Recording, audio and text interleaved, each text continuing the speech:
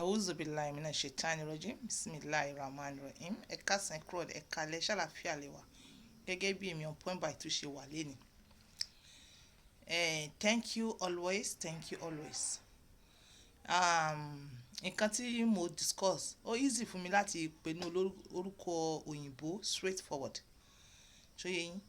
But àmọ́ nǹkan tó máa bọ́ sí àpò bínú la fi ní ká sọ ní èdè Yorùbá mo ṣe pieces ẹ̀ nìyẹn.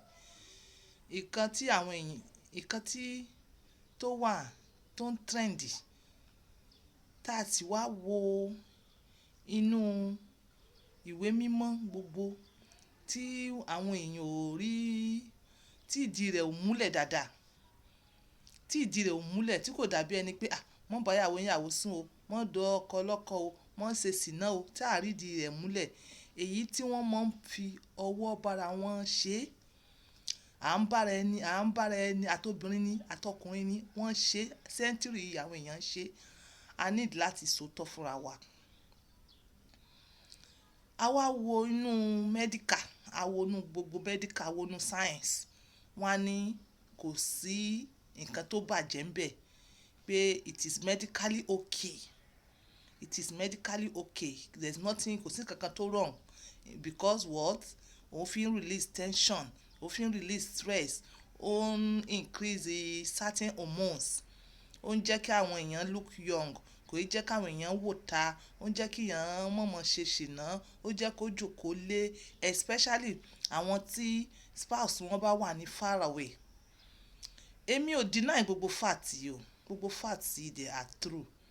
Àwọn kan went as far as wọ́n sọ wípé ó ń fọ́ ojú, ó ń dimú, ó ń ṣe gbá, ó ń ṣọ́tìn nǹkan oṣù, ó ń ṣọ́tìn nǹkan ọmọkùnrin, ó ń ṣọ́tìn nǹkan ọmọbìnrin, wọ́n ṣá attribute so many disadvantages. Èmi èmi ò sọ nípa ẹ̀. Èmi ṣá wà ní center, mo wà ní middle. If you decide to do it, it's okay. If you decide not to do it, it is okay. It is your life. Bẹ́ẹ̀ nǹkan tí mo wá really láti sọ lórí kíní yìí ni pé think about it. Ẹ rò dáadáa. Ìwọ wo ò ń bára rẹ fà títí tí wàá fi dà. Báwo ló ṣe ń affect spiritual life ẹ? Is it affecting your spiritual life?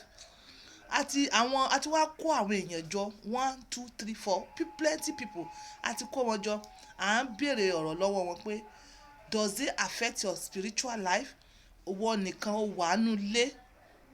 Ṣó yẹ o bẹ̀rẹ̀ sí ní wòwòkúwò, ó rorokúwò, ọkàn rẹ wá lọ síbi ìbálòpọ̀. Ṣó yẹ kò sí nǹkan tó bad kí èèyàn fantasize fa. But wọ́n ní tó bá bẹ̀rẹ̀ tó máa fantasize, ó máa padà wá já sí ẹ̀ṣẹ̀ náà ni. Wá padà wá ṣe nǹkan tí ò yẹ kó ṣe.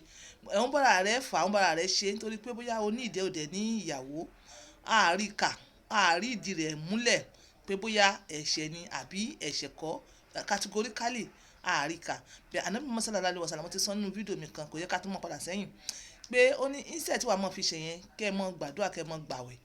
Adẹ̀ráyà rí àwọn school of thought kan tí wọ́n sọ wípé wọ́n allow there in as much as òní ṣe sìná. Adẹ̀wà rí àwọn school of thought kan tí wọ́n sọ wípé no, it is not allowed. So whatever way it is, ìwọ check ara rẹ̀. Ṣé ìgbà tó ti ń ṣe kí ni ìtẹ̀síwájú rẹ̀? Kí ni ìtẹ̀síwájú rẹ̀? Àtìgbà tó ti ń ṣe o ní tẹ̀síwájú? Àwọn kan sọ pé mo ń sọ nonsense. Èmi ò sọ ǹsìn bóyá mo ń try láti copy ẹ̀. I'm not copying it. Èmi kàn ń sọ wípé báwọn èèyàn ṣe ń sọ, bí wọ́n ṣe ń sọ, bẹ́ẹ̀ náà ni àwọn èèyàn kan padà wá bá wa pé kíní yẹn affect àwọn. Ó affect àwọn. But it is not, èmi wá sọ fún yín nísìn, kò kí ń ṣe act yẹn gangan ló affect yín. Tó bá ṣe àwọn nǹkan tẹ́ ẹ ṣe ní side ẹ̀ ló affect yín. Nísìn kó tó di pé o indulge nínú pé òun bára rẹ fà, òun bára rẹ fi ọwọ́ fa okó àbí òun fọwọ́ rẹ̀ òun ti bọnú abẹ́ rẹ̀ títí tí wàá fi dà. Kí lẹ̀ ń wò? Irú fíìmù wo lẹ̀ ń wò? Irú àwọn fíìmù tí ò da yẹn wo lẹ̀ ń wò? Àwọn míì nínú yín, obìnrin tẹ́ ẹ mọ̀ rí, tẹ́ ẹ mọ irú ẹ̀mí tó tẹ̀lé, òun lẹ́yìn ó fi ẹ̀mí gbé wá sínú orí bẹ́ẹ̀dì yín. Ẹ fi ẹ̀mí gbé wá sí ọ̀dọ̀ yín. kò sí lọ́dọ̀ yín physically o, ẹ wàá mọ̀ rò bí ẹni pé àwọn lè ń bá ṣe. Ṣé ẹ mọ irú ẹ̀mí tó wà nínú ọmọbìnrin yẹn tẹ́ ń wò nínú fọ́tò yẹn àbí nínú fíìmù yẹn? Ìwọ ọmọbìnrin náà tó ń imagine ọkùnrin ọlọ́kùnrin, tó ń imagine abẹ́ rẹ̀ bó ṣe tó, bó ṣe rí, àbí bó ṣe ń bọ́mọ ṣeré, àbí bó ṣe ń lo ọwọ́ rẹ̀ whatever way. Ṣé o mọ irú ẹ̀mí kẹ́mí tó wà nú ẹ̀? O mọ irú èèyàn tó jẹ́? Ẹ mọ irú èèyàn tó jẹ́?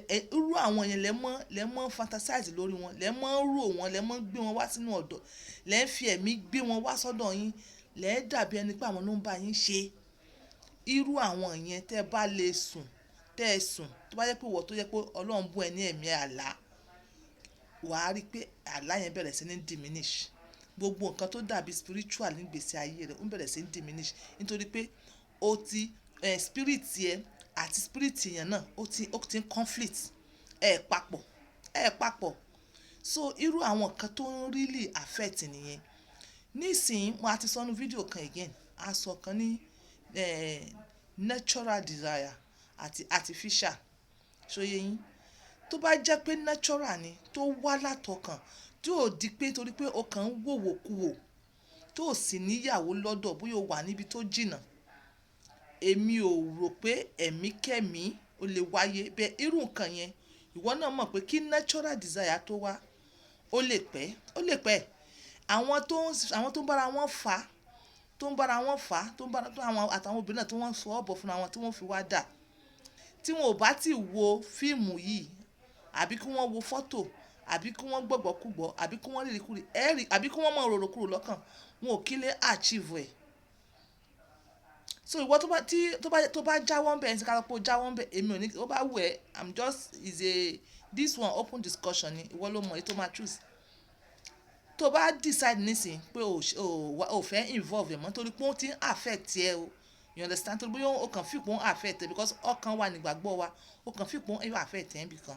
So o wá decide láti stop ẹ̀, o wá natural desire yẹn wá, o wá ṣe, ṣó yẹ, o wá succeed, orí ṣe, wàá rí pé kíní yóò lè ṣe lemọ́lemọ́, kò ní mọ̀ jẹ́ lemọ́lemọ́ bí tẹ́lẹ̀ tó mọ̀ wò kú àbí tó mọ̀ rírì kúrì. Kò kí ń ṣe art yẹn gangan ló ń disturb yín, àwọn nǹkan tẹ́ associate papọ̀ òun nìkan tó ń disturb yín nínú ọ̀rọ̀ yìí. So and wọn ò kí ń múyàn sí i, ṣé wọ́n máa ń múyàn sí ni? Wọn ò kí ń múyàn sí i. Ìwọ tó bá ti feel pé ó ti yẹ kó débì kan, kó ti yẹ kó débi ọlà, tó débi ọlà, ìwọ tó ti rí pé bóyá sickness kan ń dẹ̀ láàmú, àbí ìwọ tó rí pé bó ṣe ń ṣe yẹn kíní kan ń dààmú ẹ níbi abẹ́ rẹ̀, bóyá ó ń jẹ́ kó kéré sí ni, àbí ó ń jẹ́ kó kọ́nà, àbí ó ń jẹ́ kó ṣe kíní kan, wà á dẹ̀ jáwọ́ ń bẹ̀. Àríkà o, gbogbo ẹni tí ta bá associate mọ́ àwọn bára ẹni ṣe tó fi ń dà yìí, àríkà àrígbọ́ pé lóòótọ́ kò sí ibi tí àrídì òótọ́ múlẹ̀ pé lóòótọ́ ni ó affect èèyàn. Bẹ́ẹ̀ ọkàn wà nígbàgbọ́ wa, tó bá ti fi ìpín kíní yẹn affect ẹ, jáwọ́ nú ẹ̀ mọ́ ṣe. Ẹ̀ ń fọwọ́ fa okó ni, àbẹ́ ẹ̀ ń fi ọwọ́ yín ẹ̀ ń fi síbi òbò ni tó fi tẹ́ fi dà. Tó bá rí pé one way on to the other ó ń affect ẹ nígbèsí ayé rẹ̀, ṣó yẹ, ó ń affect either physically, spiritually or anywhere. Tí rò dáadáa kó tó continue, because experience èèyàn kan fi yé mi pé ó ní òun máa ń lálàá, bẹ́ẹ̀ tó ń bá ti lè fi ọkàn sí kíní yẹn tó ń lọ wòwòkúwo fíìmù, ó ní àlá yẹn máa sá lọ ní fún like 2 weeks. Ó ní gbà mí dẹ̀ ni, ó ní àlá yẹn ó máa ń dàbí ìtọ́nà sí òun ni, òun wà ní rí mọ́. Ṣé rí pé ìyẹn ti nífunra, ó ti mọ̀ pé ó yẹ kí òun minimize ẹ̀ àbí kò ń tẹ̀ stop ẹ̀. So ìwádìí náà ló jẹ́ káwa náà tí wọ́n á mọ̀ pé àwọn tó kàn wá naturally, tí wọ́n ti ẹ̀ wo anything, tí wọ́n wo anything tó kàn wá, if it's easy, tó bá easy láti ṣe, àwọn tó ń sọ pé àwọn ó easy fún wọn láti ṣe yẹn, wọ́n ní everything normal than pé káwọn wá mọ̀ wòwòkúwò. So la wá fi wá conclude pé picture yẹn, àwọn nǹkan tẹ́ ń wò yẹn ni ẹ̀mí kẹ́mi wà, torí Ọlọ́run ti sọ fún yín tẹ́lẹ̀ pé kẹ́ ẹ lower gaze yín, ẹ mọ́ wòwòkúwò dípò tẹ́ máa rírì kúrì, tẹ́ máa rorò kúrò. A ti sọ níwájú, tó bá ó normal kí ni ìmọ̀ wù mí, bẹ́ẹ̀ continuous ó máa jẹ́ kíyàn máa ṣe ẹ̀ṣẹ̀ tó yẹ kíyàn ṣe. So mo believe pé understand program yìí. This is On Point by 2 using my words for others. Bye.